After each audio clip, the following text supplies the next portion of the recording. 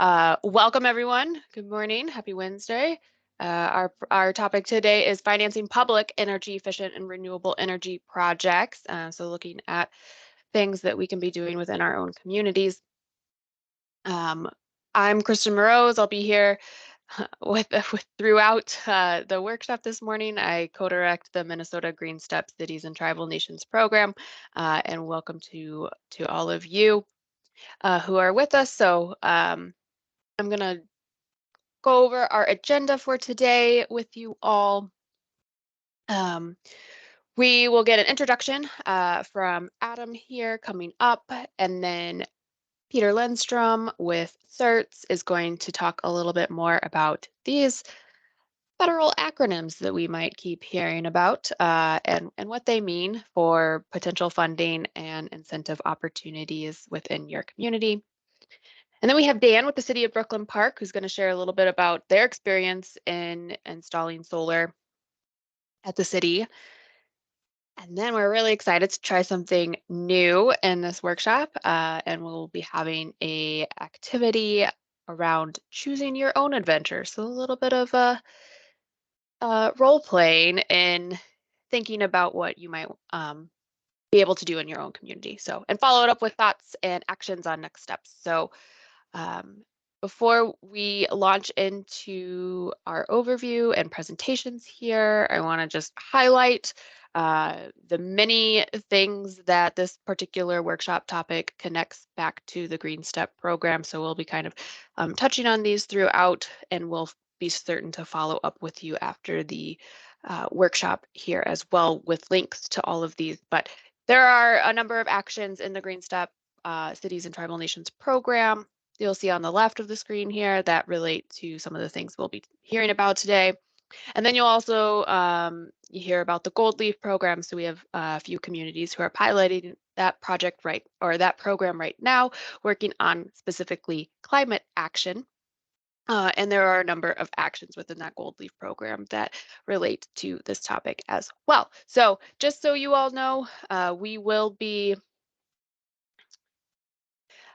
we are recording this workshop, and we'll send the video link to you all afterwards, along with presenter slides and any links and resources that might be helpful for you all in following up and continuing to think about how you do some financing of renewable energy and energy efficiency projects in your own community.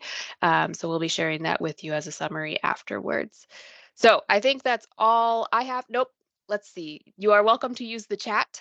So feel free to comment or add questions if that chat function works for you. There's also a raise hand button that you can utilize if you have questions for our presenters at any time as well. And otherwise, I think I can hand it over to Adam to kick us off and go into more detail about what does this all mean? What is it? So Adam, I'll let you introduce yourself and kick things off here. Thank you, Kristen. Let me just, I'll share my screen here really quick, make sure I get that done correctly. There we go. Okay. Well, thanks so much, Kristen, for setting that up. I'm Adam Seidel. I'm with ABM Building Solutions, and I'm going to be kind of kicking things off here, talking a little bit about some of these financing techniques for sustainability work, efficiency work, climate action. And Kristen did a great job laying out how we set up this agenda, Peter, Dan, and myself with Kristen's help. And what we're really trying to do, I'm going to start here at the start, just going over some high-level concepts and getting at what are some of these alternative financing mechanisms. Peter is going to get into how to pair that with some of the federal and state grant type resources and some of those other outside resources that we know we like to try and bring in as much as possible, and how we can incorporate that and kind of demystifying some of that. Dan is going to give us a really direct, real life example of the work done in his community. And then that choose your own adventure is going to be sort of taking that into us kind of building a community from the ground up and building our own project and getting the experience to walk through it a little bit. So, and then we'll get really in depth in the financing aspects of that as well. So, what we'd like people to be able to get a understanding of coming out of this is how do we solve some of those financial barriers and challenges where we don't always have the upfront cash to accomplish our goals that we want, or we don't always have the resources within our budget, utilizing traditional, design bid kind of mechanisms, and we're just trying to figure out how to get around those hurdles. And so we want people to understand that depending on the scope of the project, either certainly with the help of some of those outside federal and state resources, but often without the help of those resources, that we can get the resources in place, utilizing things like captured savings and other financing mechanisms to achieve sustainability and efficiency and dollar saving and carbon reduction actions at the local level with existing resources. So that's what we want to have people to try and build their understanding of over the course of this. And I think that the way we have set it up is going to be pretty fun. So again, I'm just going to go over things here, kind of an introductory level, and then we'll get our hands dirty more as we go on and continue forward. So once again, I'm Adam Seidel. I'm with ABM Building Solutions. I'm a lifelong Minnesotan, and I think I got involved in this process in particular because Kristen was gracious enough to include me as part of the Gold Leaf public advisory group that helped the MPCA in designing that new Gold Leaf program, which is the really exciting carbon and climate focused. I don't know if addendum is the right word, Kristen, but kind of add-on or next step enrichment program, enrichment opportunity that works alongside the Green Step program that I believe we have 11 communities across the state piloting right now, which is really exciting. So we've been talking about how to help with those financing solutions since then. And I think the MPCA did a really good job of building these solutions into the structure of that program. So I also have Brad Gregory with me, and he's our national finance guru with ABM, and he'll be talking more in depth about some of this once we get into the choose your own adventure portions. So I'm not gonna talk a lot about who ABM is, and go into kind of any specifics on that. But we're founded in San Francisco in the early 1900s, and we're a total facilities management company with a lot of experience in all things electrical and energy savings generation, and a wide variety of other services targeted at facilities and infrastructure in the public and private sectors. So we've been in Minnesota for a long time as well. So some of you have probably some experience with us, and we're always there to be reached out. So that's just a little bit about who we are and kind of who we are to be sharing this information with you. So taking a look at our challenges, I talked about how the real goal of this is to identify those financial challenges. This comes from the National League of Cities 2021 national survey. And the number one identified issue or challenge area for cities in that survey was with infrastructure and sustainability challenges. And then the number one problem, 91% of cities who said that was their number one issue, which was the number one issue, 91% said the biggest challenge was an insufficient funding. So this shouldn't be a surprise to anybody that generating funding and funding mechanisms and cash flows to support our infrastructure needs and support our sustainability and climate work is always the number one challenge. And so that's the challenge that we're trying to address today, and kind of thinking about how do we get beyond that need for direct cash or upfront capital. So what does that mean? The next few slides are kind of looking at these challenges at a conceptual level and getting to what some of these other financing mechanisms can look like. And we're going to talk specifically about what we call performance contracting, or in Minnesota statute, guaranteed energy savings contracts is another terminology, basically interchangeable terminology here.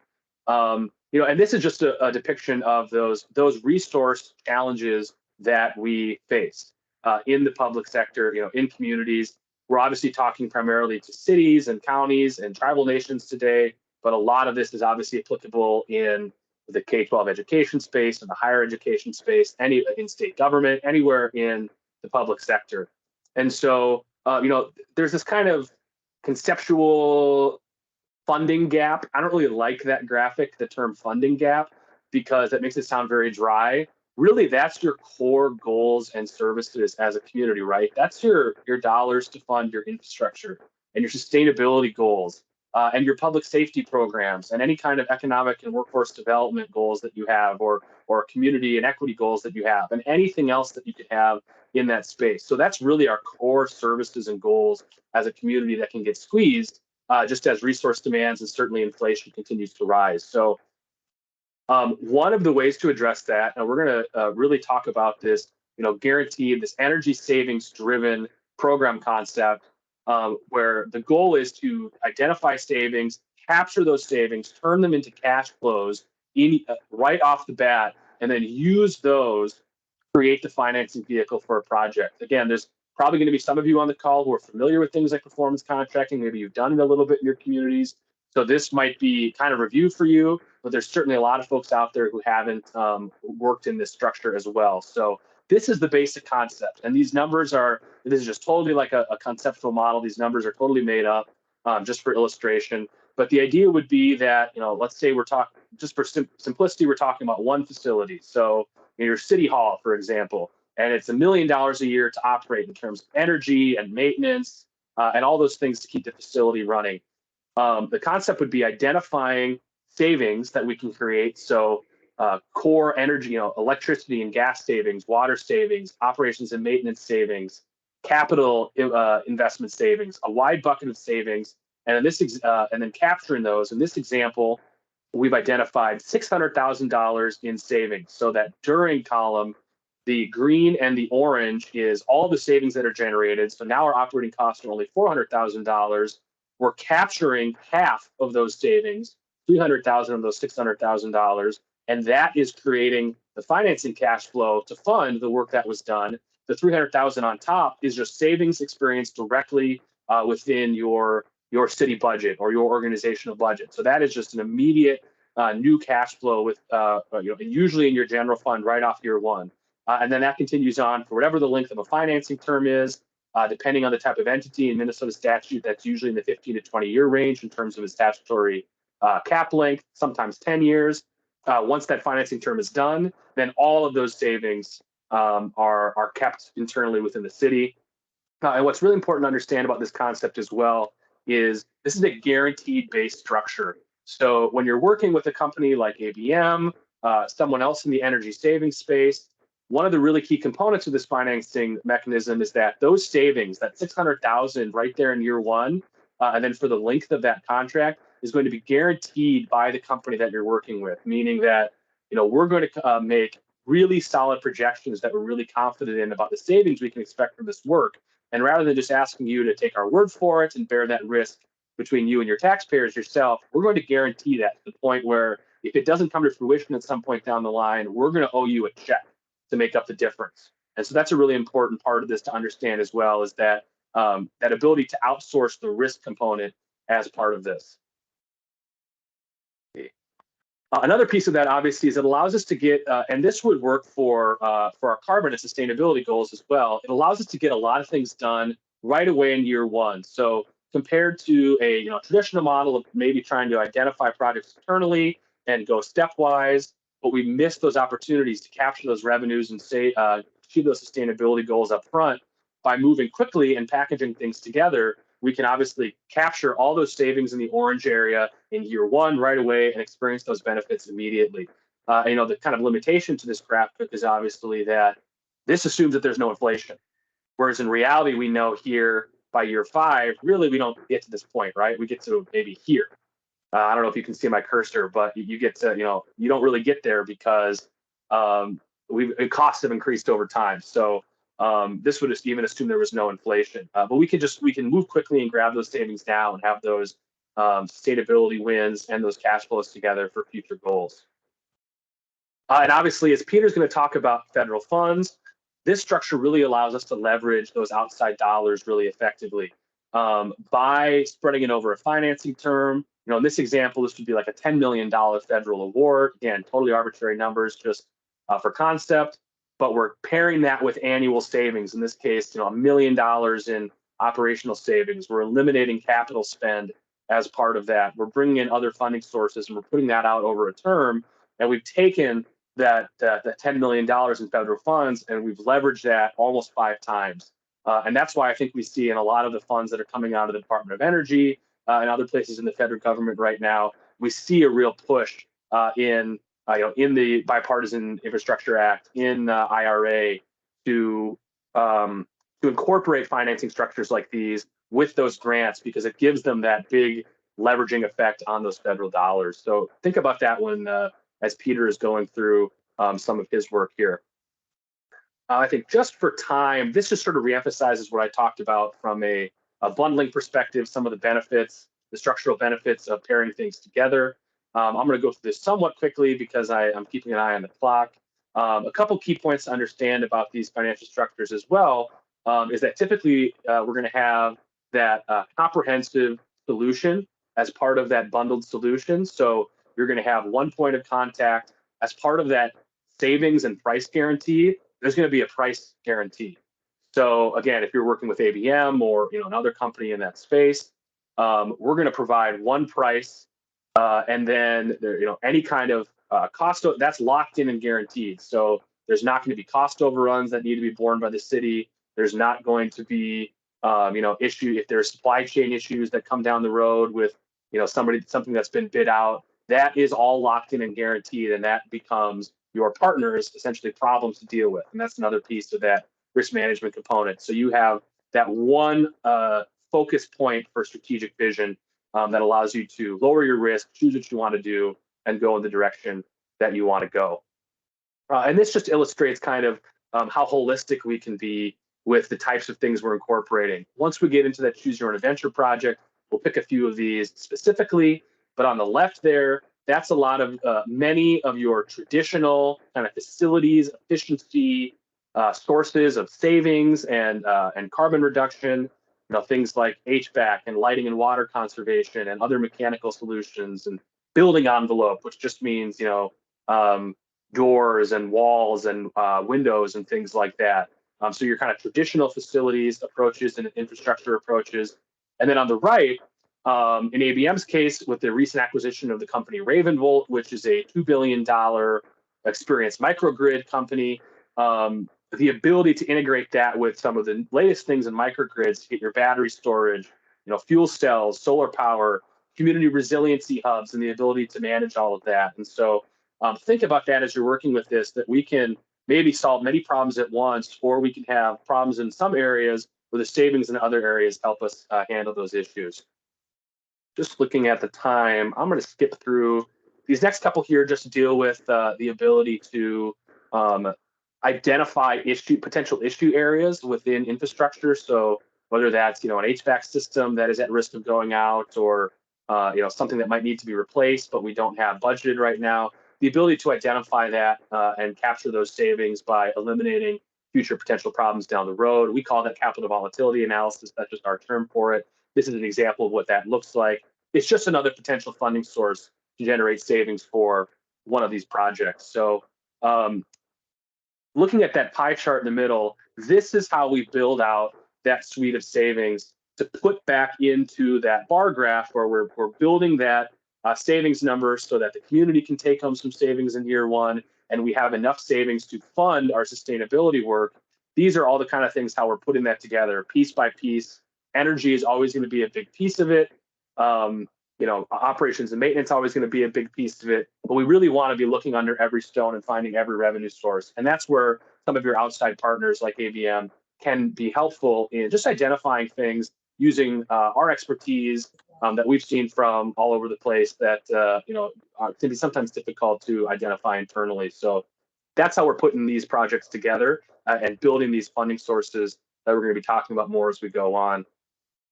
Kristen obviously did a great job of talking about the green step and the gold leaf actions related to this. This is just another look at some of those.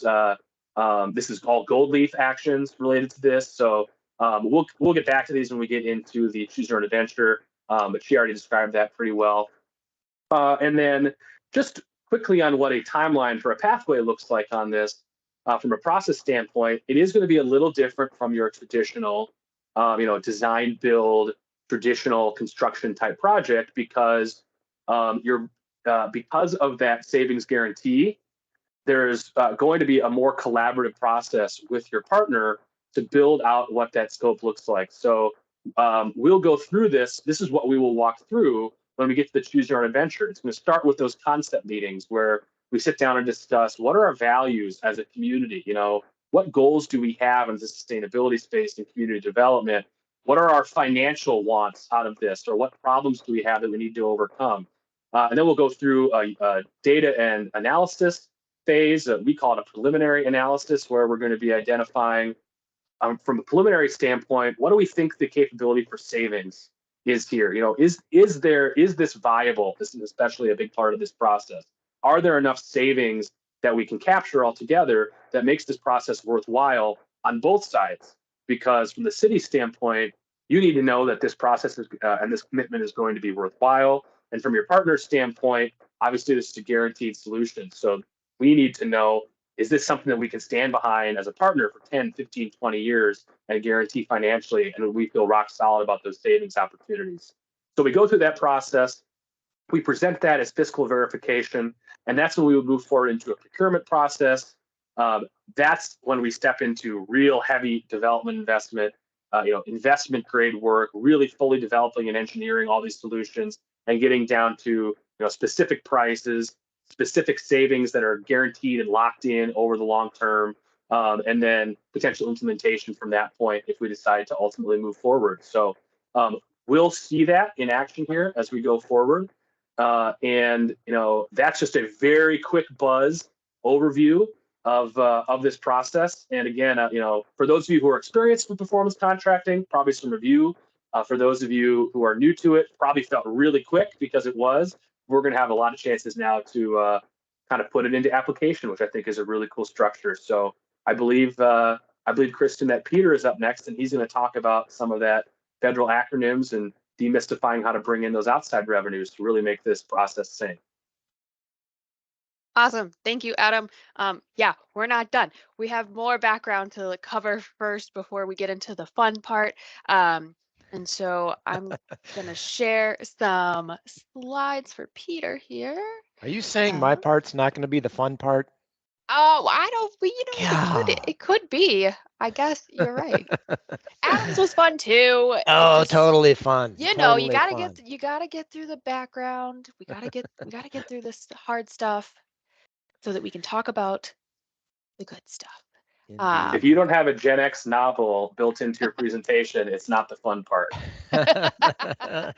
Yikes. Uh-oh. Well, here's something that's fun.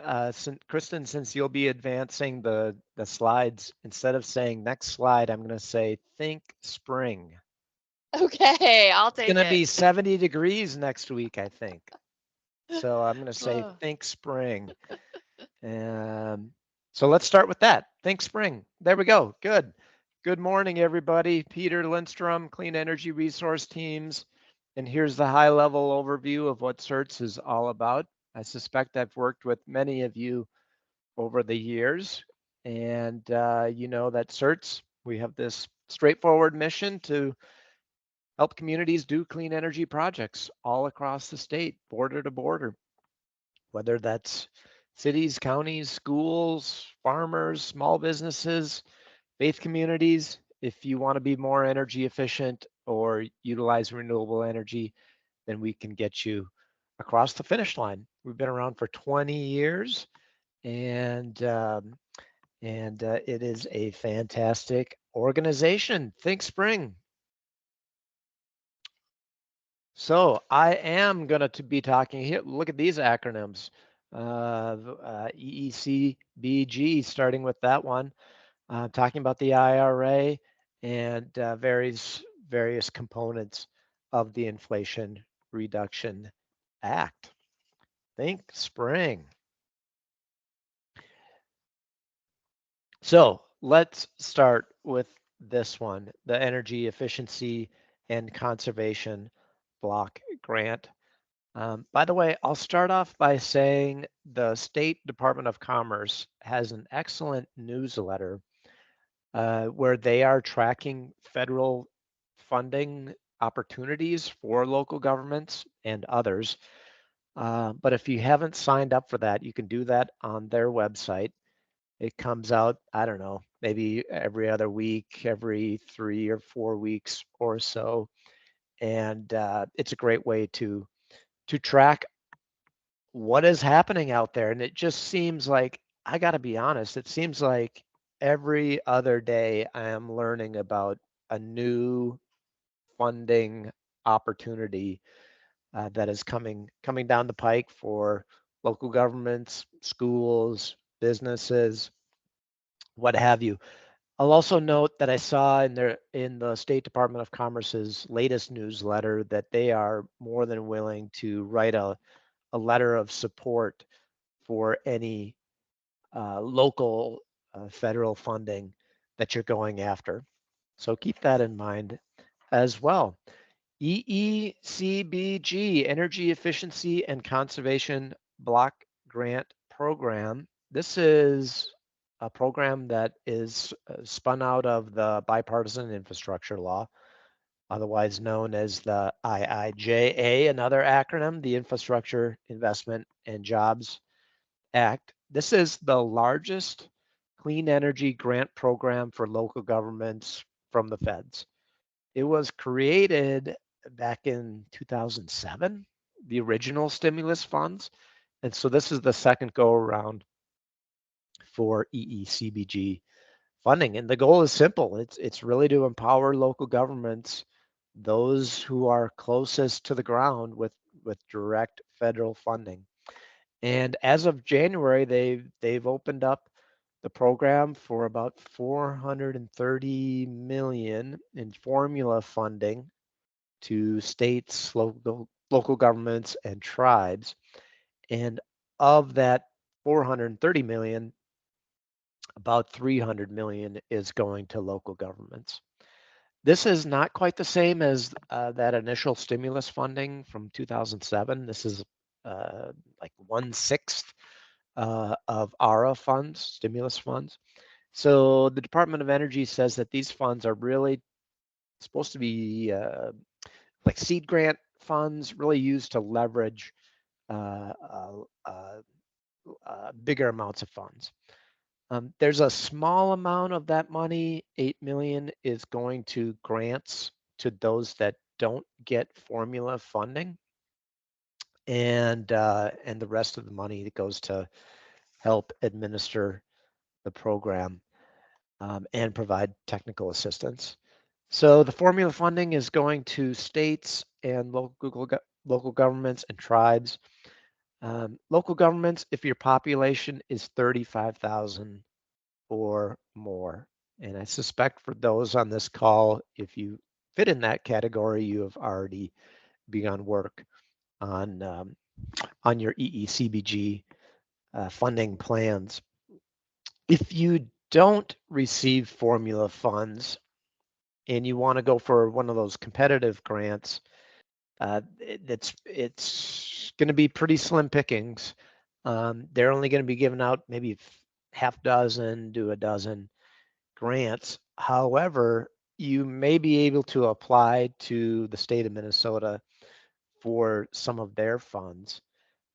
Each state is required to distribute 60% of their formula allocation funds to local governments that are ineligible for formula funding. So if your population is 35,000 or below, you're ineligible to get formula funding. However, you are eligible, most likely, I do believe, to get some of those state funds. And Minnesota's getting 2.2 million. So 60% of 2.2 million, 1.3 million, they will be doling out to local governments. The funding is flexible. You can use it for all sorts of different things: strategy development, technical assistance, consultants, financial incentive programs, retrofits, EVs, EV charging, renewables. If you can think of it, there's a pretty good chance that you can tap into these funds. Alternatively, you can say, hey, thanks, but no thanks. do the formula funds and swap it out for a voucher for technical support or direct rebates on specific equipment. Could be HVAC, could be air source heat pumps, windows, doors, and really the Department of Energy is encouraging cities to go this route, to consider the voucher route. And I'm told it's much less of an administrative burden for cities to go this voucher route. And just a heads up that there is a webinar that the DOE is putting on coming up next week, maybe 10 days, 9 days, April 13th. April 13th webinar on the voucher program itself. So more information on the EECBG website about that webinar. Think spring. All right, let's talk about the IRA, another acronym, Inflation Reduction Act. Wow, this is absolutely the biggest investment from the feds in climate change ever. We'll just say that. There is a lot that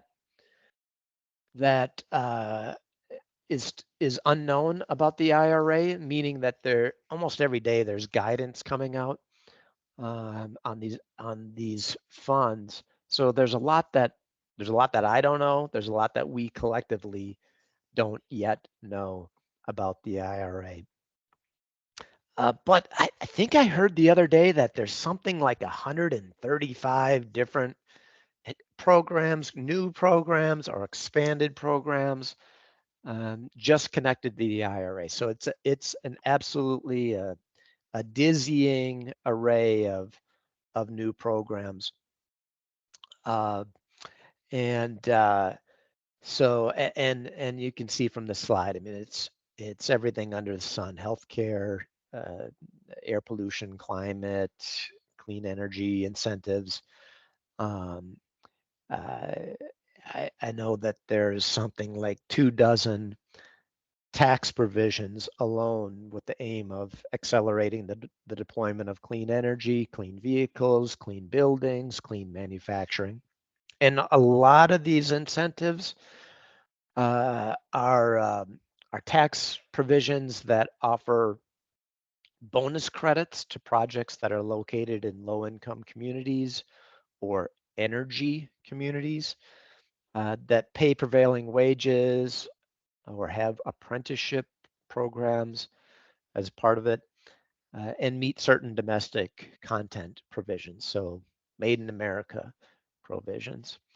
Get this, the American Clean Energy Association, national nonprofit trade association, projects that the IRA will result in the deployment of 550 gigawatts of clean energy generation in the decade ahead. Solar, wind, geothermal, combined heat and power, fuel cells, and more. Think spring. So, like I said, a bunch of new programs that are funded. So one I'll just call out here, about halfway down there, that Greenhouse Gas Reduction Fund, 27 billion from the feds.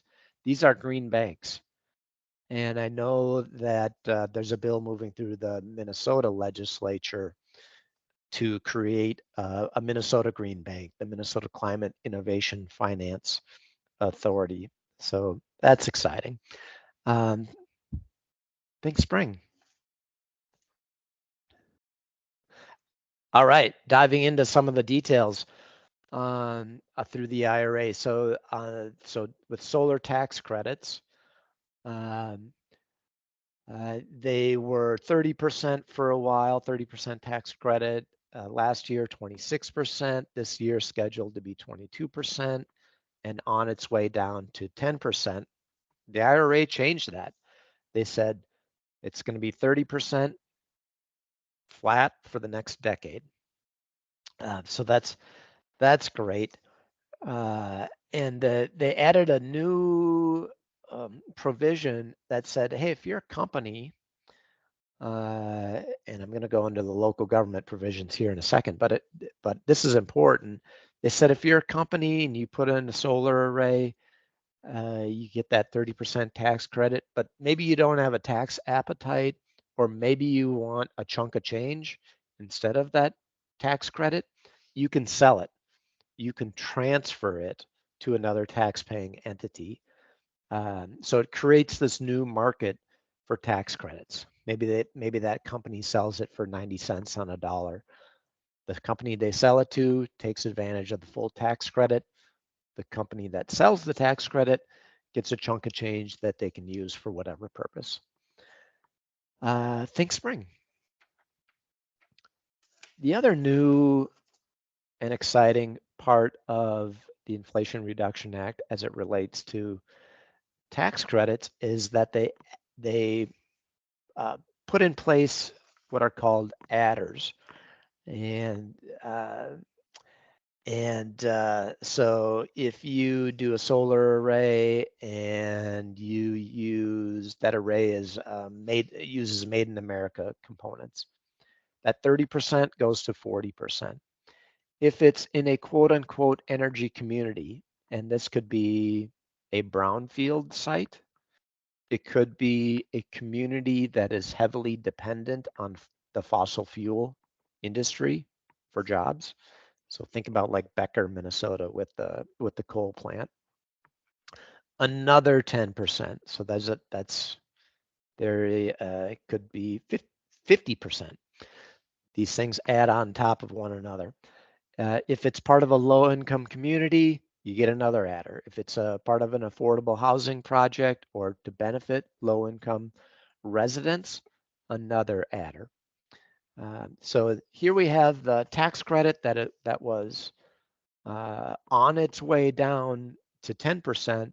Now 30% and potentially much more with these adders.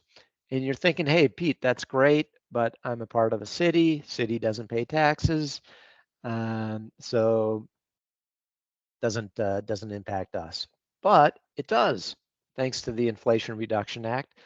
They recognize this, the feds, and they said for non-tax-paying entities, and let's move on to the next slide. So think spring. For non-tax-paying entities, you can now tap into essentially the tax credit, and it's called direct pay. So if you're a faith community, if you're a food shelf, if you're a city, county, school, you don't pay taxes, any one of these entities can now get essentially a check when this is rolled out, and it's not rolled out yet. We're still awaiting guidance on the exact machinations of direct pay, but it is the law of the land. It will happen. So cities can tap into direct pay. It allows tax exempt entities to take advantage of the tax credits for both renewable energy projects and EVs, electric vehicles. So there's a tax credit for EVs up to 30% of the cost of the vehicle, up to $7,500 for vehicles that are up to 14,000 pounds. So think about your classic sedan, $7,000 tax credit that cities can tap into via direct pay. Even more heavy duty vehicles, an SUV, a van, a bucket truck, any of those larger city vehicles, $40,000 tax credit or direct payment up to that amount that cities can tap into. So that's really exciting. Think spring. I'm not gonna step on Dan's presentation too much, but I'll just say that historically, most cities, counties, schools, nonprofits have paid for these arrays, have paid for renewable energy projects via a power purchase agreement. And this is what Brooklyn Park has done. And many, many others, maybe 70, 75% of the local governments that have arrays have paid for it or utilized a power purchase agreement where a third party owns the array, purchases the array up front for that local government, and then you enter into a PPA, a power purchase agreement with that third party. So direct pay kind of changes. It's a bit of a game changer. We'll see if this PPA route remains in place. There are definite savings for the local government going the PPA route. Currently, you may be paying, we'll say XL, 11 cents per kilowatt hour. And then you put in this solar array and you're paying the third party maybe 9 cents per kilowatt hour. So there's some savings there. But if you could get, say, 30% of the array paid for right at the get-go, right at the outset, via the feds, and own it outright from day one, certainly the savings would be more significant. Think spring. And let's Peter, just touch on, yeah. Just want to note on time. Are we running a little short? Running a little short. Supposed to All right. wrap up I in the already next talked couple about the EV incentives. There's some additional qualifications on this, so let's just keep on trucking. And let's keep on trucking past this one and keep on trucking past this one too, just to know that I'll just say on the storage piece of it that it used to be that to tap into the tax credit or direct pay. Now with storage, the storage had to be tied into a solar array. That's no longer the case. It can be standalone storage. So that's great. Let's keep moving. Okay, so what if you're doing a big energy efficiency project, a big or new construction, or a big retrofit of an existing building? There's a provision of the Inflation Reduction Act called the 179D tax credit. Not the most fanciest of names, but it's really important for local governments. It's a tax depreciation, and again, I know you're thinking, well, we don't have any taxes to depreciate. What the deal is here, what the Inflation Reduction Act did. So it's a tax depreciation based on the square footage of the building that you're building, or the retrofit that you are doing.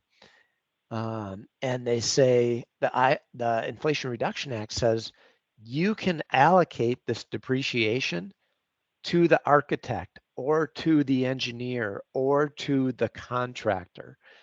So if you are retrofitting a 100,000 square foot building, the tax depreciation could be as much as $500,000 that you can then allocate to the contractor, and that helps lower the price for this project. It's a significant deal. So think spring. So that's just a piece of the puzzle. We have the Inflation Reduction Act and the Bipartisan Infrastructure Law, Uncle IRA and Uncle Bill, Uncle Ira and Uncle Bill. They are affectionately known, and so I think we'll go to the next slide and wrap it up there. And just I'll tell you, these are a lot of the resources that I go to learn about these opportunities. And so make a note of those. Each one of these is a great places to learn more about bipartisan infrastructure law and the Inflation Reduction Act. And that's it for me. My contact information is on the next slide if you'd like to follow up on any one of these items. Thanks, everybody. Thank you, Peter. Sure, we're all just like, we're like an alphabet soup today. I think that's, you know, it's a little rainy. It's not warm yet, so maybe, you know, some soup would be good for lunch. We've got all the alphabets. I know we did have one quick question in the chat for you, Peter. From Mindy in Duluth. Maybe I'll let you take a look at that in the chat, and we can circle back on that too later. Oh, Great. and Caroline, I see a couple now. I had a question for Peter too in there too. Oh, sorry, Sean, I missed that. Yes. I'm feeling very popular. Yeah. Okay, let me stop sharing here. And we're gonna go over now and hear about a real world example straight from the city of Brooklyn Park. So Dan, I think you're gonna share your screen here. Yes, thank you. Again, my name is Dan Reese. I'm the Public Works Director here for the City of Brooklyn Park. As I prepare to do the slideshow here, I've got to get in branding mode. So now we have our Brooklyn Park branding behind us. The green is for the 60+ parks that we have. The blue is for the Mississippi River. Anyways, proud to work for the great city of Brooklyn Park. And I will start sharing our presentation here.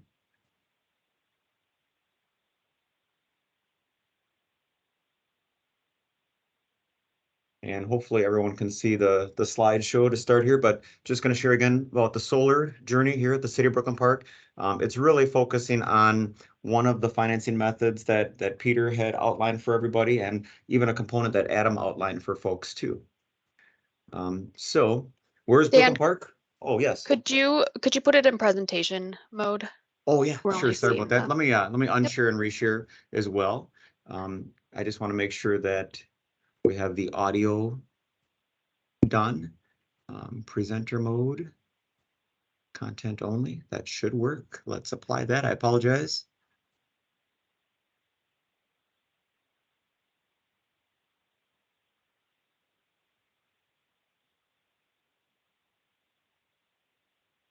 Are we seeing the presentation now or not? I apologize. I am not. Okay.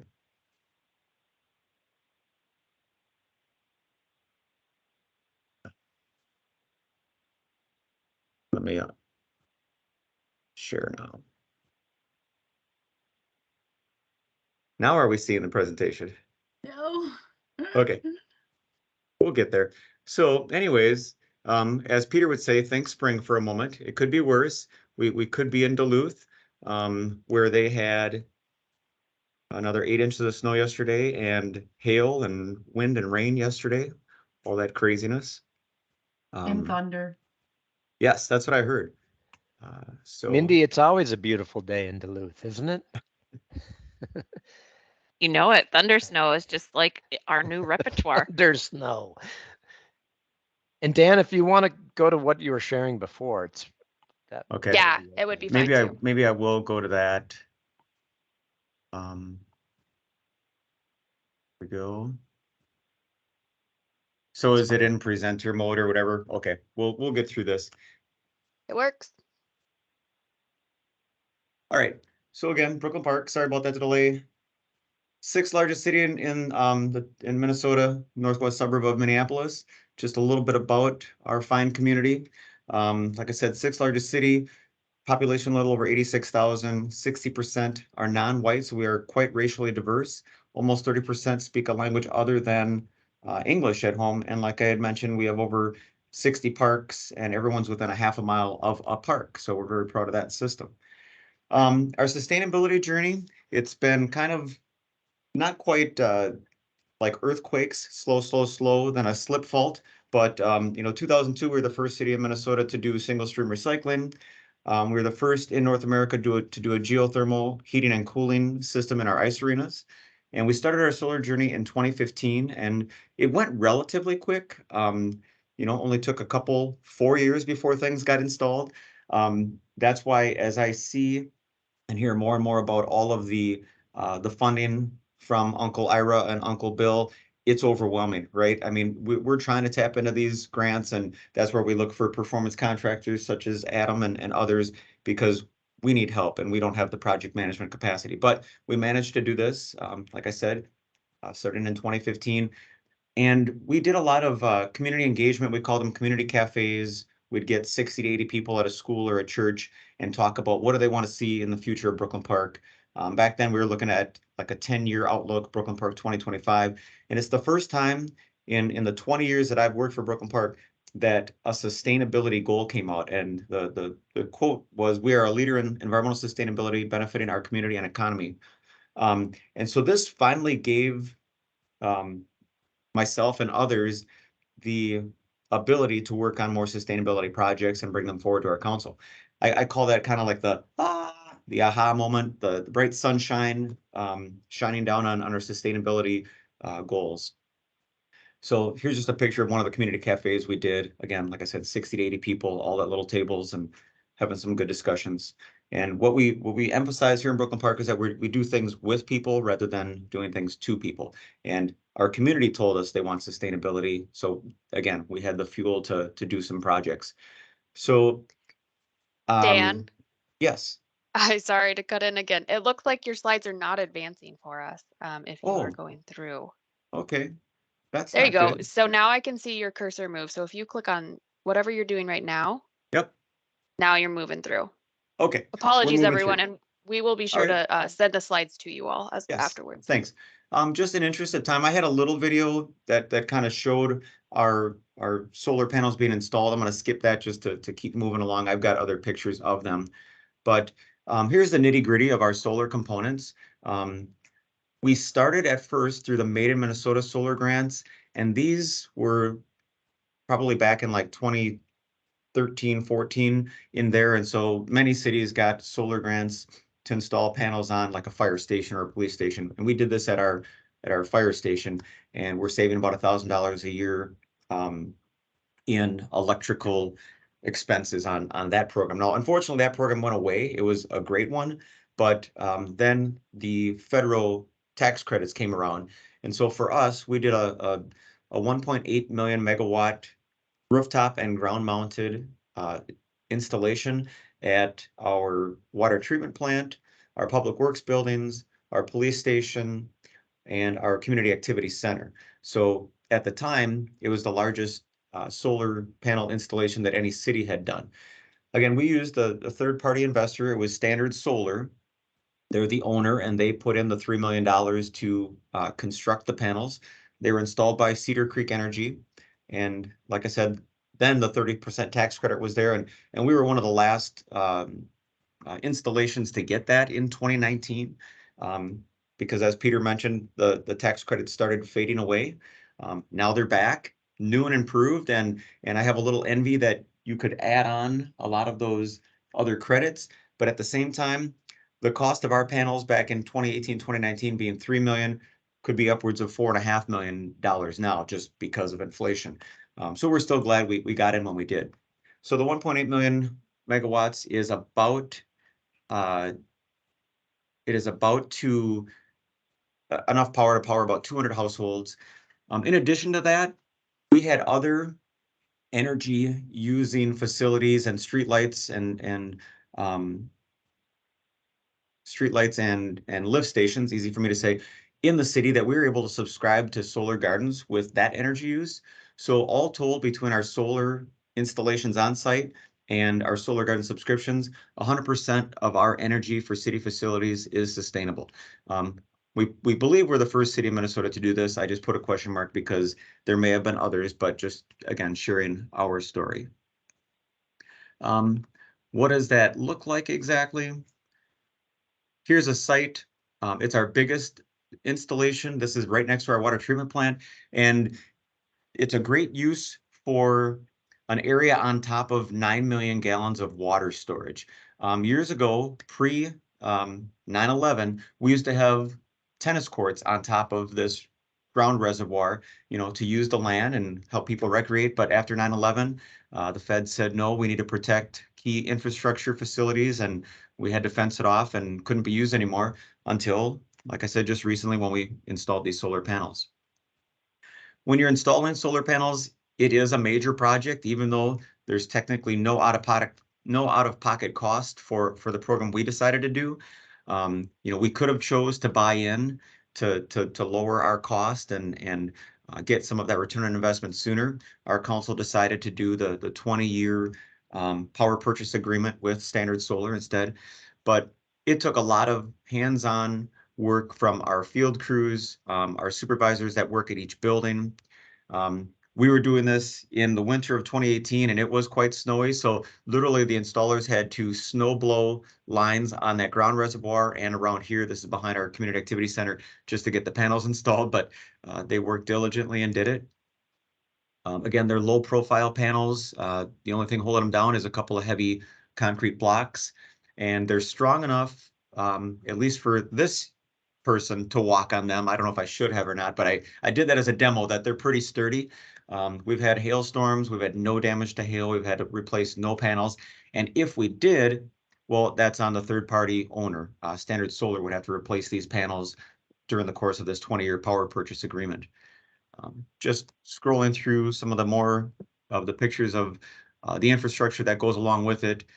You got to, wire everything, do your AC to DC connections. And I'm not an electrician. I may have said that in reverse order, but just again, sharing all the components that get piled in outside of buildings. And then again, here's another shot at our public works facility looking to the northwest. Low profile panels. Some folks think those panels can be, unsightly. Well, you don't see them. You really don't, not unless it's a ground mount. But after we installed them, we got more comments about the ones that they could see, because the residents and visitors were proud that we were doing the big solar installation. So that worked out well for us. In terms of total savings over the course of 25 years, our projected savings is over 5.7 million. And again, as Peter had mentioned, through our power purchase agreement, I think we were paying like 12 cents per kilowatt hour to the to Standard Solar, the owner for this solar power, and it's capped at a 2% increase per year, which 2% seems reasonable. When you think about XL Energy was trying to do, I think it was 18% increases over 3 years, and now that we're paying a 2% increase, there is significant savings on getting in and locking in the inflation on your power purchasing. So just circling back to lessons learned, it did take a few years, of course, 5 council meetings, an open house.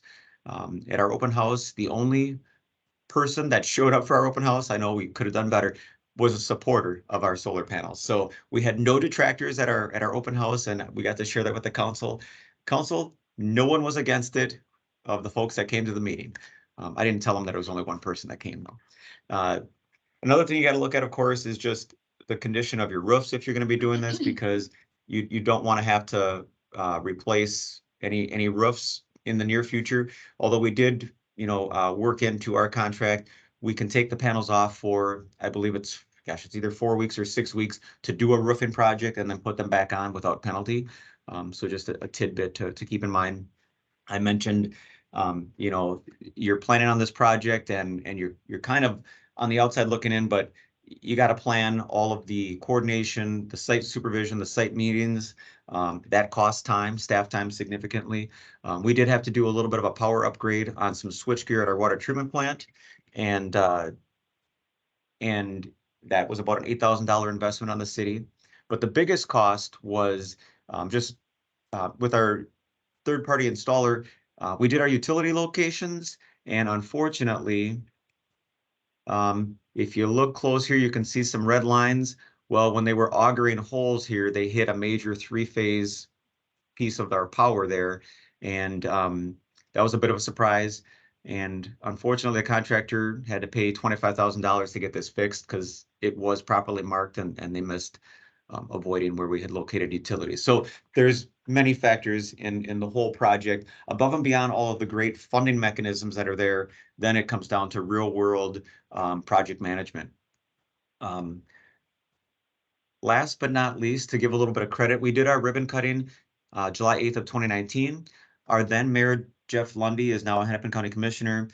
He was a great supporter of this. Representative Dean Phillips came out to support us. Speaker of the House, Melissa Hortman, who represents Brooklyn Park and neighboring areas, came out to support us. And then Governor Tim Walz came out as well. So it was overall, in the end, you don't know all the nitty-gritty details of things that happen along the way, but the financing worked. The project came in on time, pretty close to schedule, and we've been really proud about that.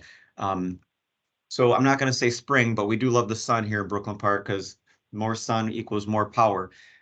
Just another side note that I know I'm pretty much running out of time here is there is other funding in Bill, IRA, and all of those folks. Community project funding, also known as congressionally directed spending, is funding available through congressmen and and U.S. senators. So our congressman was Representative Dean Phillips, and it could be Senator Tina Smith, or I guess I'm looking for a little comedy. Tina Fey. She's not a senator, or Amy Klobuchar. Reach out to them. These earmarks are for up to $1 million to $4 million projects. This will be the third year that they're soliciting projects on right now. We've been the benefactor of $1 million trail project and $1 million small business center through this funding, and it's happening right now. I think the Senate already asked for projects, but the representative side are still asking for projects. So if you're a nonprofit, a school, or a city, or a county, you have the chance to tap into these funds. So work with your legislators. With that, I will conclude, and thank you for your time and patience for operator error during the presentation. Thanks. Thanks so much, Dan. I love the comments going on as my in-laws live in Brooklyn Park. I too have driven by and I didn't know all this was happening. Well, I did because I see the action reports and green stuff. But you can't always see all of the fun things. So thank you for sharing.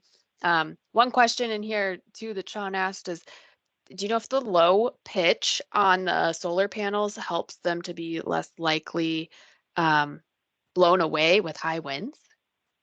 Yes, I do believe that was part of the design. They're rated at winds up to 100 miles an hour, and typically engineers are a little conservative. So I would fathom a guess that they're good for 110 to 120 miles an hour, and they've been holding up very well. Cool. And I had a question too.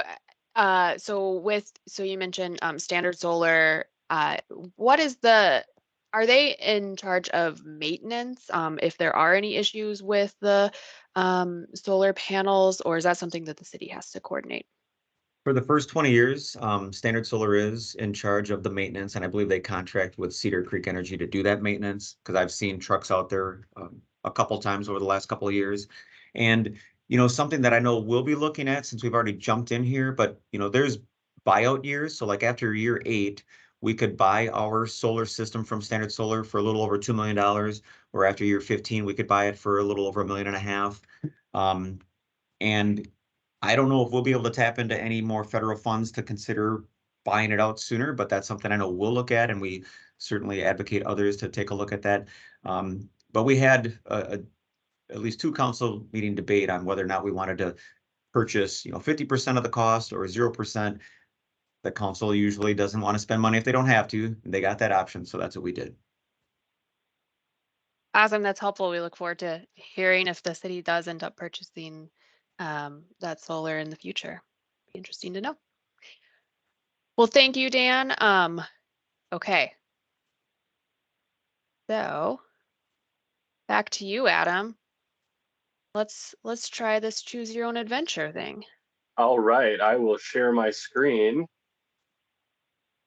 Dan, that was awesome. I think that tees us up really well here for what we're going to do, because we're going to walk through a lot of those same concepts, but we're going to try and do it in a collaborative fashion. So one thing I'm going to ask folks to do is if you are from a city and you are interested in participating over the next few minutes, for a couple minutes at a time in this, if you would just raise your hand. I'm going to try and keep an eye on that. You might as we go forward here. I don't know if I'm gonna be able to see. Yeah, there it is. There it is. So I'm gonna try and keep an eye on that. If you would just raise your hand if you're willing to participate. Otherwise, I might have to make Dan and Peter play my city if we have to. So, but I want to know if there's folks who are participating who want to be involved in that too. So, and I can already see some hands going up. So, okay. So this is our Choose Your Own Adventure project here, and I hope most of you recognize the book series that we have there on the right, and I'm particularly happy about the particular Choose Your Own Adventure book that I found, You Are a Millionaire, because the goal out of this is to make everybody feel like they have access to resources and dollars that they didn't know that they had before, and like they have this new windfall to accomplish your goals at your disposal. So that's the goal of this process. And with that started, let me introduce you to our town for the next 25, 30 minutes or so here, Anytown, Minnesota. And there's some things about Anytown that we're going to all decide together, that we're going to choose kind of what are the characteristics of this town. But there are other things that we're not going to decide because they could be very broad. So we're not going to decide where in the state Anytown is. Anytown could be anywhere in the state. It could be urban, suburban, or rural. These tools are still at the disposal of communities all across the state. And it could be at totally different steps in the sustainability journey. So it could be a community that has been part of Green Step and deeply involved in sustainability and climate work for a long time and is very advanced, is one of the leaders in our state. Or it could be one that is just trying to get started in this work and is new to the area. And it can be a community of many different sizes and types as well. So as we go through some of these characteristics and choices, obviously these are not all inclusive of different things that a community could think about or have as an important attribute, but we just tried to hit some big ones within the time that we have to give people an idea and get you thinking about your own communities. So things that any town could be interested in or wanting is, it could certainly be interested in the Green Step program or advancement of the Gold Leaf program and climate action and sustainability. I would hope that everybody on this call is particularly interested in those areas, since that's obviously who's bringing us together today, but it works for all kinds of communities across the state. It could be interested in the money saving aspect, specifically in developing new revenues and cash flows, because we need it in other places in the budget. We'll talk about that more in a little bit. It could also have goals or needs in unfunded facilities or infrastructure needs. So, an underfunded capital improvement plan or items that we know are important that are not included in the capital improvement plan. And those could come in critical infrastructure, in critical life systems, and resiliency problems in those that we know are issues that need to be dealt with but don't have funding sources attached to them. And we could have community development goals, equity goals, job growth and job development goals, green space goals, and things like that. We'll talk. That's one of our options that we'll have here going forward. So if you remember back to that slide where I walked through what kind of a process for this looks like, let's start off with the concept meetings and this kickoff process. So we're going to get into this pick our own scenario here. And again, it is really going to affect, I have multiple versions of the presentation going forward that we'll be jumping between depending on what our choices are here. So we'll start off with this concept meeting. And what we're going to do now is this would be where ABM would sit down with you and we would talk through kind of what are our goals here? What do we want out of this project? What are our challenges? What do we want to look at? What facilities and infrastructure do we want to address? And we'll go through what some of those considerations might look like. So let me see here if I can pull up. You can't see what I'm doing, but I'm switching back to trying to get the teams pulled up so I can see who has raised their hand. Where is it? I do not have access to it. Yeah, can you let me know? I can't pull up the window, so if you could just pick somebody who That would be great. And I have lost my presenter window too, so I'm all messed up. There. All right, Gary, in the city of Hackensack, I saw you raise your hand. So this is pretty easy. You get to pick one, two, or three. And you're in any town. What are your, financial goals and constraints that you want to consider as we move forward? Awesome. Gonna So welcome, unmute yourself, Gary, Gary. and yeah, Gary, you are now we'll say you are the city leader of any town. You could be a critical city council member or mayor. You could be the city manager. You are making these decisions. And our first quality that we're going to look at, we're going to design a little bit what are any town's goals. So from a financial constraint perspective, we do have this 1, 2, 3, and our option number one for a goal would be, hey, we're just looking for that general budget relief. Maybe we have some new programs, housing programs, or we want to invest in one of our public safety departments, or we have some new parks programming that we need ongoing annual operational revenues for, or we're facing some tightening. Maybe our utility spend is really increasing over time and it's really putting the squeeze on us. And so we're just looking for that annual general fund budget relief as a primary goal. That's number one. Number two is we have some capital constraints. So maybe we've identified some places where we think we can save, but we don't have the cash up front for them right now. Maybe we're having difficulty evaluating what that ROI is going to be and guaranteeing that we're going to get the return that we expect, and we're not comfortable with that risk profile. And we want to make sure we maximize the benefit of that. So that could be anything like, an HVAC system that's aging and being really expensive. It could be, a larger kind of job creation initiative or development project. That's option number two.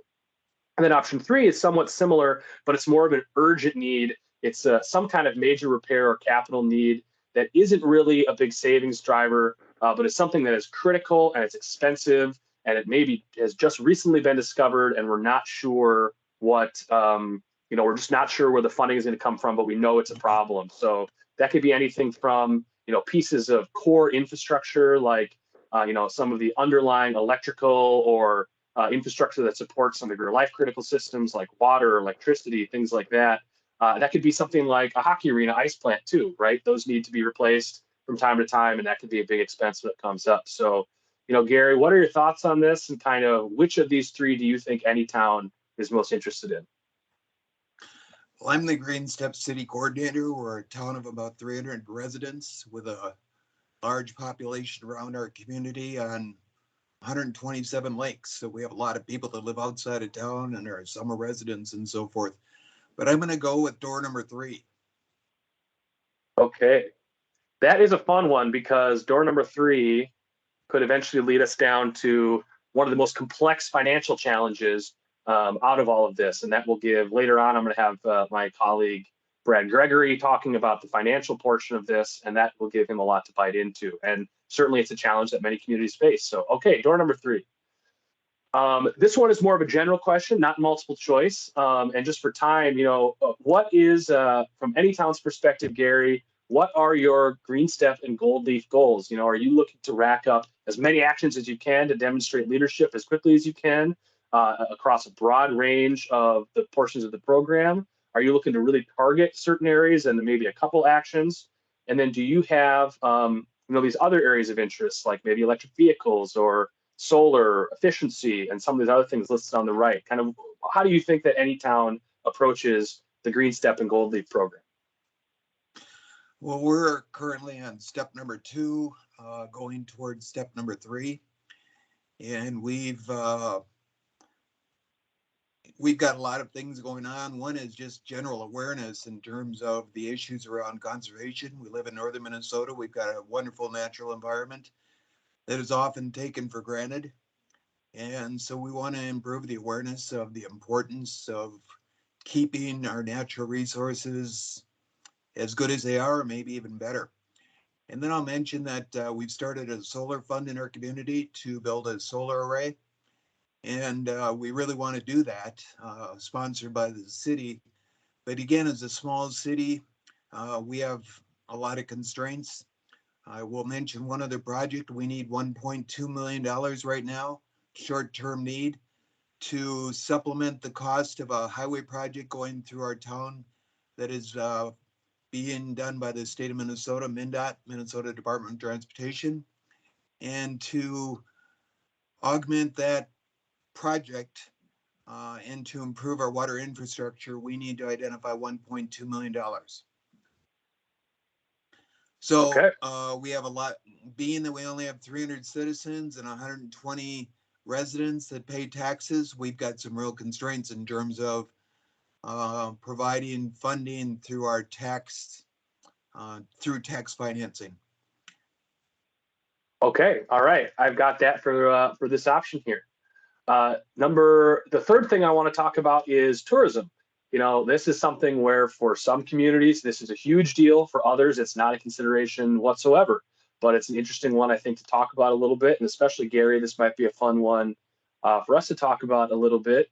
You know, is our any town, is it a tourism town? Are we trying to draw visitors to the area and maybe capture revenue both publicly and privately from them?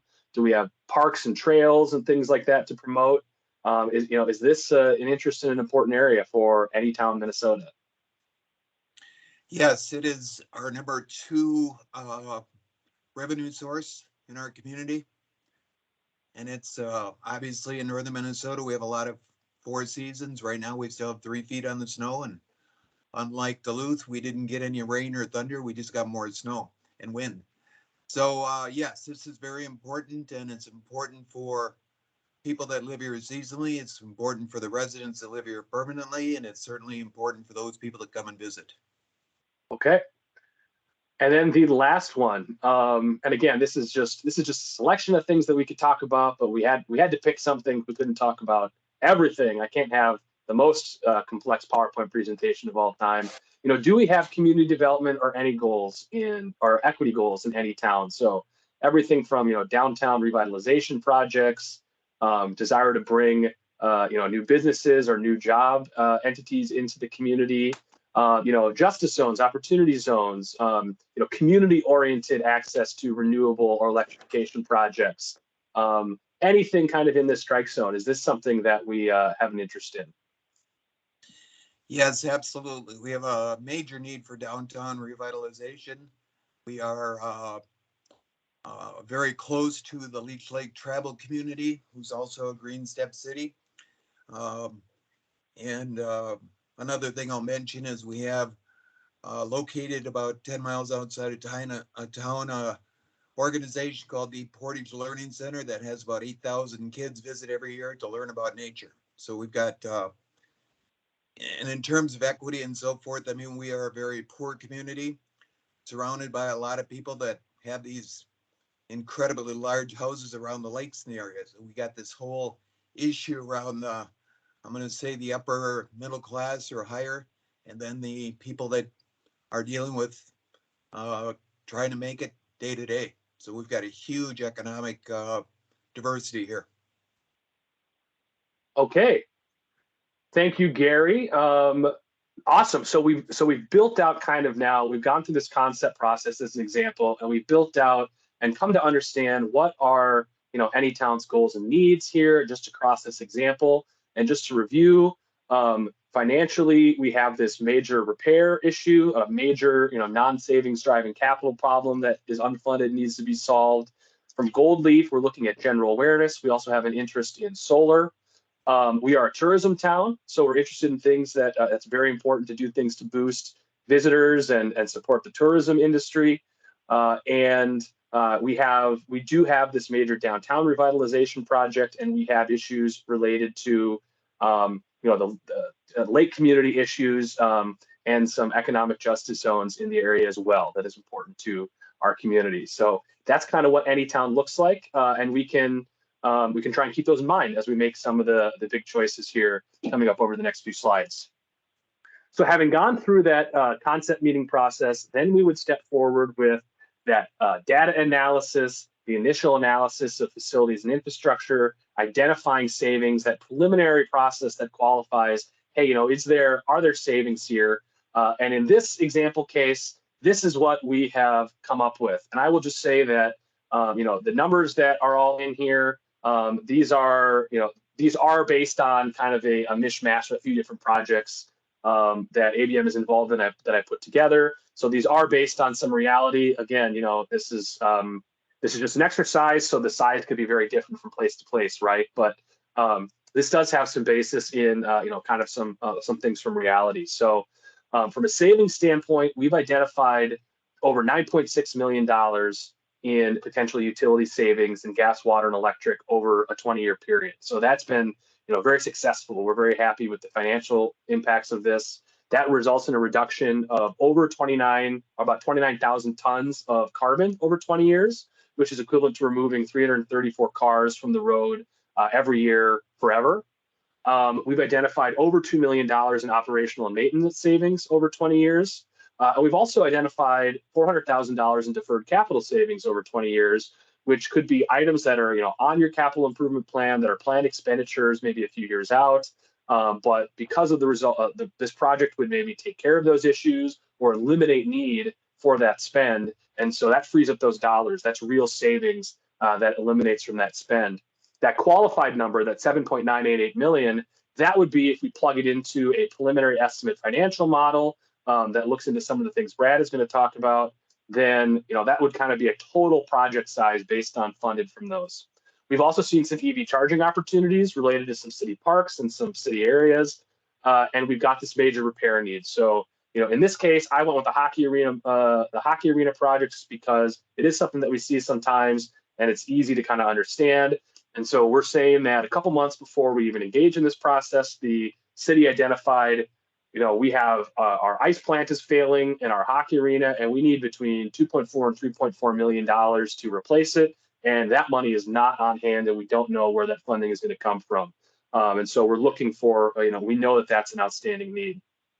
So I'm going to ask folks actually in the chat now, and Kristen, I'm going to need you to kind of help pick which one wins. Considering the qualities of our community, which of these options we're going to go with. Again, this is just a kind of arbitrary multiple choice, but it's a fun way to kind of set up our project here. So option one is we're going to do an efficiency and savings focused project. It's going to be all about maximizing dollar savings and carbon savings. We're going to do it in everything that we studied. We're going to defer the EV goals that we might have and the hockey arena needs. We're going to defer that because those are not going to be probably new funding drivers, but we're going to maximize those dollars coming in and the efficiency. So that's option number one. And these are kind of just the example of different conservation measures that we could have chosen to include in that. Option number two is everything from option number one, plus we're going to do a significant investment in electric vehicles. And so we've got one park that's more of a local use park that is also near some of our residential areas. That's also going to give us, maybe in this case, if we have some of these equity considerations, it's going to give us community access and provide some green space goals and equitable renewable energy access across the community. We're also going to build a regional transportation hub near an interstate or maybe near a park because we're a tourism town, and that's going to be used to drive, visitors to our area. Just for the sake of this exercise, we're assuming that this EV charging infrastructure is going to be done at cost, so we're not going to use it to drive revenue. I would say in real life, obviously, we would be looking at that, especially if we're in a tourism situation and we're looking to use it to drive people coming in from out of town. Very likely to be looking at this as an actual revenue driver. But just to keep the math simple in this case, we're not going to use it as a revenue driver. We're just going to say we're just going to charge people for the cost of the electricity and not use it to cover capital. And then we also have some stuff at the city hall. So we're going to add efficiency, and we're going to make a significant investment in electric vehicles. That's something we've wanted to do.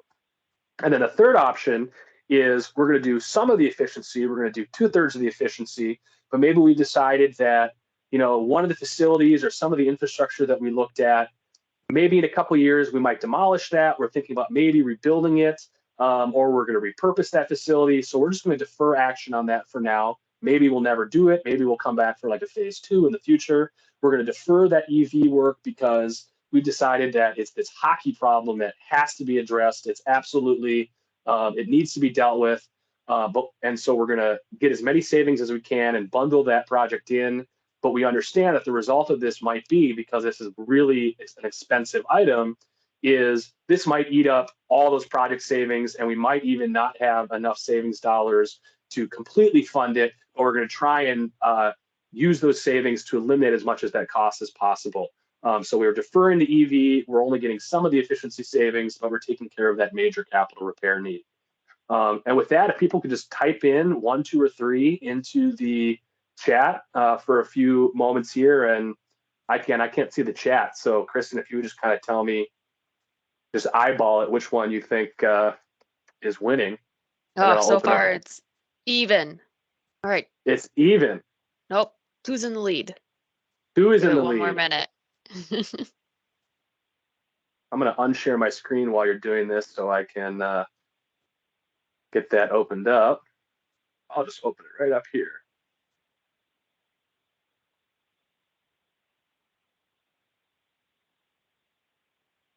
I can change to a different one if that's what ends up happening, but. How many times can we vote? All right, I think two wins. Okay. So we've gone with option number 2 then. So that's what we're moving forward with. This is the slide that we just saw. Again, we're going with all the efficiency, and we're going to accomplish some EV charging goals. We're not using the EV charging to drive revenue, so it is going to be something that holds cost in the project, but we're going to utilize the savings. We're going to bundle this together, and we're going to see what we can accomplish out of that. So that means now we're moving forward into development. And if there's any Seinfeld fans out there, I am yada-yadaing over a significant part of the process here now, right? This is when we really get into full development and engineering of this whole project, getting to a point where we can, go from those preliminary potential savings to guaranteed savings that can be built into a long-term contract, guaranteed and backed, and guaranteeing those project costs and coming up with everything at a full level. So we're going through all that. And sometimes the projects change a little bit in development, right? So in this case, we're saying that 3 of the 5 efficiency measures came out as expected, and the EV came out as we expected and projected. One of them didn't. So in this case, we're saying the water, it turns out we did some development work, and we determined, this isn't really maybe as good of an opportunity as we thought. And collaboratively, we worked with you. I'm still playing myself in this, so we decided together we're dropping this water portion, but that was offset because one of the portions, this kind of electricity infrastructure portion, actually was better. There was more opportunity there than we expected, so that generated more than we expected. As a result of all that, this is what we have as a final capability in terms of guaranteed savings. Our utility savings actually increased over $10.8 million over 20 years. We have over almost 10.15 in operations and maintenance costs, and we still have that $400,000 in deferred capital savings. We're now well over 30,000 tons of carbon over 20 years, and that's not counting the carbon reduction from EV. And our total project cost for all of this work is about $7.665 million for any town. So okay, so we have a project cost now. We have all these savings, but how do we pay for that? We know the ROI is there. We have over $13 million in savings over 20 years. It's improving facility function. We're achieving these major EV goals that are hitting our tourism goals that Gary described for us, and some of our equity goals, and are aligned with all of those things. We have almost $414,000 right away in year 1 in savings. It's going to be over $1 million in year 20. But how do we pay for it? So I want to introduce my colleague, Brad Gregory. Kristen, if you don't mind, we can eat into some of a little bit of my setup time for the breakout here to let Brad talk, because Brad is going to walk us through what are some of the techniques to help us pay. Brad is a former assistant superintendent and CFO of a large school district in Georgia, and he at AVM is really our financial guru and true expert in public sector financing across all different types of public sector entities. And so Brad is going to walk us through what some of those options look like. Hey guys, first I want to disclaimer, I apologize for my deep Southern accent. A lot of people think it's charming, but I found that a lot of people from the North find it annoying. So I've tried to mask it over the years, so I'll do my best. Yeah, so I was a CFO for a school district, but I work all over the country for ABM, and I deal with city and county governments. I have dealt with a number of different types of projects. One thing I've learned from all of my experience with ABM and previously in just accounting is that every city, school district, county is unique. They're unique with their capital needs. They're unique with pressing issues that they're dealing with, but they're also unique with their financial position. So that's one thing I want to look at right here on this slide. I mean, Facilities Planning 101, we put together a multi-year facility plan, capital improvement plan, and hope that we have the funding to meet that plan. I've come across so many situations where we don't, and that's one way that we come in, where we're called in, because we're able to help out. The things that we do is really more of a funding mechanism to get districts and counties and city governments to a place where they need to be. I see so much deferred maintenance, and now people are even listing their deferred maintenance issues and things that they're having to push back. So that's one thing that we look at. And so how do we pay for it? I mean, there's several different areas that we look at. Fund balance reserves. A lot of people have a fund balance percentage by policy that your board wants you to stay at. We've dealt with districts that are well below their 10, 15% policy standard, and we've dealt with districts and city governments that have, an excess. And, coming out of the ARP funds, the ESSER funds, a lot of people use some of those funds to divert general fund expenditures during COVID. And so they might have a little bit inflated fund balance reserve right now. And so what we look at, and what we've seen in certain places, is you have taxpayers that are saying, you have excess fund balance and reserves, let's lower our taxes. And what we know is that there's that cliff. I mean, if you remember back to 2009, after the ARA money, there is that cliff that may be coming. So we want to stay conservative. And so what we've been trying to do is, that's one of the first places we look to. Do we need to invest some of that money into capital needs, especially energy saving, operational saving capital needs that can be an upfront expenditure to reduce those funds, but then over the next 10, 15 years, you're able to replenish those coffers with the savings. Another thing that we look at is revenue generating things. In general fund budget, we try to work through our general fund budget and our capital improvement budget to make it work. And our approach that we use with ABM, without trying to sell ABM, but my goal is to try to find a budget neutral approach to get an entity exactly the capital needs that they want, whether that's using sinking fund millage money that goes straight into a capital improvement budget, whether that's using repair and maintenance former allocations in a general fund budget. And I'll give you a perfect example. I was with a school district that did a energy performance contract back in 2015. And what we saw back then in rural Georgia, we had no controls. Our lighting was T12s. Our HVAC was well over useful life. So about a $13 million project, but I was able to we did a tax exempt municipal lease option, which is something I'll get into in just a moment. But we were able to fund a $13 million project over 15 years by putting those things into place. And I was able, like, my utility budget was $2.4 million a year is what I paid for utilities. Well, that immediately, with the savings, decreased to $1.8 million a year. So I picked up $600,000 in that general fund budget that could be reallocated into paying back a tax exempt municipal lease, getting rid of those deferred payments. I knew I had bond issuances coming up. We had just issued a bond for a new high school, so I knew I couldn't do that right away. But I knew that down the road, if I could get this stuff done now, that we could use future bond money for the other needs that were coming up. So it's almost a way of just alleviating the strain right now that we had without really hurting our budget. I had a repair and maintenance budget, and you guys probably have seen this too. We were replacing compressors and bus engines like crazy. So I had a $500,000 a year repair and maintenance budget. And once we incorporated all of these changes with this performance contract, we ended up spending about $100,000 in repair and maintenance the next year. So that's I picked up about $1 million in general fund savings just by implementing the program. Now, granted, we were not a lot of the districts and city and county governments have done some energy things. So a lot of places now are far ahead of where my district was back then. We were rural South Georgia. So anyway, so we look at the capital budget, bond issuances. There's different political climates in different places. I was working with a group in Michigan who just refused to do a bond referendum because they knew it would get voted down because of the political climate in that situation. The tax exempt municipal lease option was the best chance for them. It's board approved. It varies from state to state, but it does not go against your debt capacity. It's reported as a long-term obligation in your financial statements, and with an energy contract, a performance contract, you use the savings to pay back the lease or the revenue generation.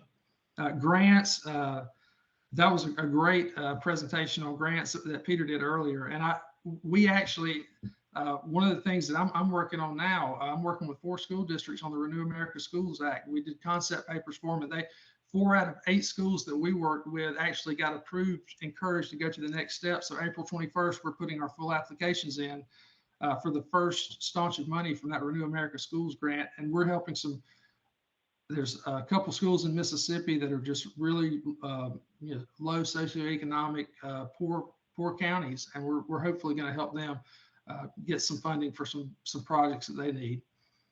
So anyway, that's how we pay for it. We help through the way. Is like I say, we kind of tailor the project for the entity that we're working with. Like Adam said, it's like choose your own adventure. But then there again, we explore all options for funding.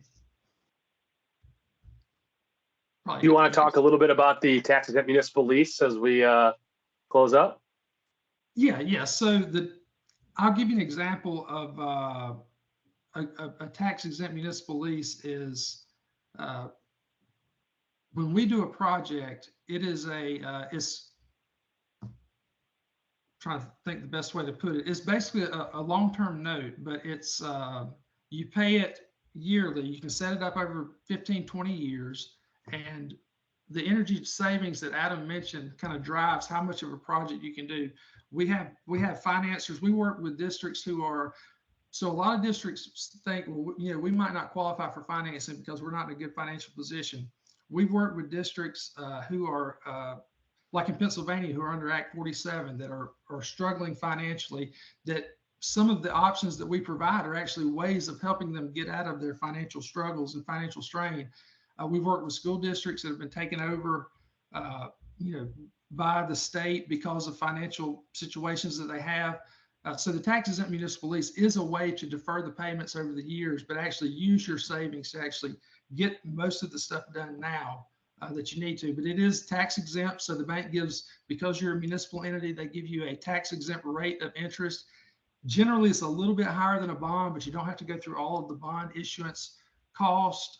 It's really quick. It's usually a 30 to 60 day turnaround in approval, as opposed to not having to wait for a voter referendum and things like that. All it has to be in Georgia, now it does vary from state to state. Adam will probably know a little bit more about Minnesota, but in Georgia, all it takes is the board approval to go through with it. You would probably shop it out like an RFP and get a few different proposals. You pick the best rate, the best terms, and you can move forward. With the district, when I did the tax exempt municipal lease, one of the things that really helped us was during the construction phase, your first payment doesn't actually start until after the construction phase is over. So with my district, when we did the deal, we had an entire year of energy savings that went straight back into our general fund before we even had to make a payment. I was working with a district in Georgia. Let me know if I'm going long, but this is really just some anecdotal information. They actually bundled into the solution custodial and landscaping. So they had a $400,000 budget yearly for custodial and landscaping. So they actually bundled 2 years of custodial and landscaping into the tax exempt municipal lease to spread out the payments over 15 years. And so they had about $1 million that they were able to put in that first year of savings or the first 2 years from the savings, the energy savings, plus the bundling in the 2 years of janitorial. Had a parks that we're building a project for Parks and Rec right now. And Gary mentioned that he was looking at a way to come up with 1.2 million. So this Parks and Rec needed about $800,000 to do some work at some of their ball fields. Well, we noticed that their ball field, as we're doing some lighting, some Musco lighting for their fields, energy efficiency upgrades, EV charging for their parking lot. We also are considering bundling in a billboard sign because they are on a major roadway, a 4-lane road. Going rate for a billboard sign, if you put it there, is about $800 a month for advertising. You get 10 ads. roughly $100,000 a year you can make just from putting this billboard sign in there. And you can bundle infrastructure like that into the solutions that we do through the energy conservation. So it's a revenue generator. Also, they had PR issues. So they, whenever they're signing up for baseball or they're, congratulations to man of the year for so-and-so county. And so they're able to put things like that on there. It's just different opportunities that we're able to put in there and provide to give them options. It really is a tailor-made fit. Adam, is that kind of where you wanted me to go with that? Yeah, I think that's perfect. And I'm going to ask you to comment really quickly on what we have here coming up. Although I do know that we want to make sure we have enough time for the breakout. So we have a 5 or 10 minute breakout here planned at the end, and we can report back from that. But I think Brad, that's just perfect because it talks about some of these core options. That especially that tax exempt municipal lease option is something that backstops. That's kind of the underlying financial instrument that underlies a lot of these guaranteed energy savings contracts and the structure that exists in Minnesota statute, as well as combining all of these other potential financing sources and combining those with savings. So obviously this is a huge conversation, but we just wanted, this is kind of like the high point of the whole thing. This is obviously a workshop about financing. So just something to get people's minds spinning. And then we're obviously here to help in terms of getting more ideas or starting to talk about people's specific individual situations. So with kind of all of those underlying understandings, going back to our Choose Your Own Adventure project, this is what the final result of our work in efficiency and EV was. We have that total project cost, the year one savings that we initially talked about. Ultimately, we determined utilizing a combination of all of those financing sources over a 20-year term. We have a year one financing payment of just under $400,000. So that means that in year one, in addition to the all of the efficiency work being implemented, the benefits of that, all of the EV infrastructure goals being met, and all of that being implemented and installed, we also have $16,500 in general fund savings in year one, totaling over $600,000 in general fund savings over the 20-year term. And then obviously all of that being guaranteed. And then obviously that at the end being all of the savings with the financing costs ending going over to our city of Anytown. We've also, as part of that, we've achieved a climate mitigation action. We've achieved climate mitigation action 6 in investing in a significant energy efficiency project. I have some of these resultant actions down at the bottom because, we could potentially then move forward with these newly renovated buildings. Our infrastructure we could end up getting some green building certifications on those and building more actions off of that. It could tie into a climate action budget action that as part of the program that based on our spend and things like that. And that's what the ultimate option was. And I do have on here, I know a couple people in the chat were asking about what the other options would look like.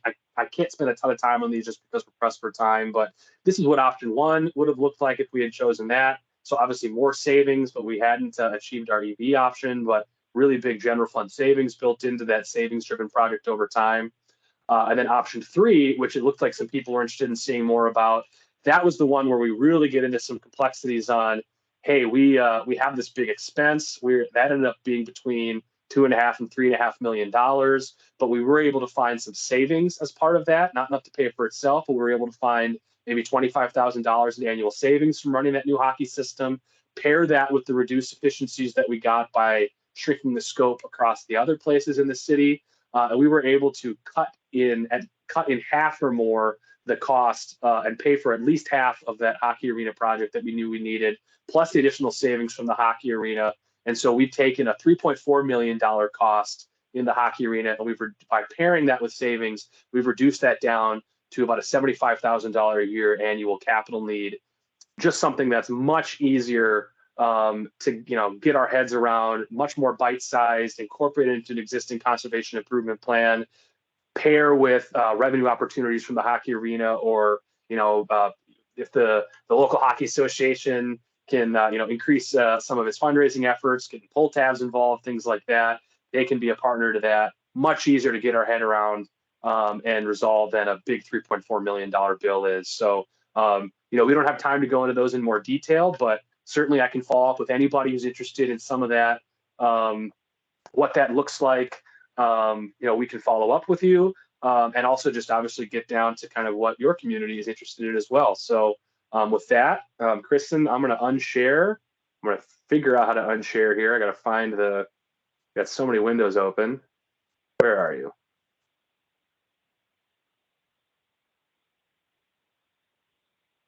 There we go. Okay. I cannot get, Kristen, can you, I cannot get my Teams window to pop up. Oh, So I cannot unshare myself. good Just,